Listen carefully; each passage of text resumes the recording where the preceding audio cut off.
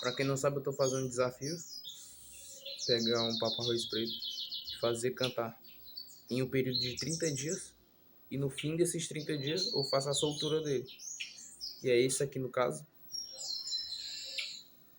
Tem vídeo aí, só que eu não gravei pegando ele. Mas eu gravei o dia que eu peguei. Que eu saí pra pegar. Não faça isso. Não tô recomendando, tô incentivando. Eu tenho 30 dias pra fazer ele cantar. No fim desses 30 dias, ele vai ser solto. Acompanha aí o canal que vai ter uma playlist. E eu tô preparando os vídeos pra soltar eles todos em ordem. E o bicho já tá querendo chamar. 3 dias de gaiola hoje. Hoje é 29 de outubro de 2025. 3 dias de gaiola.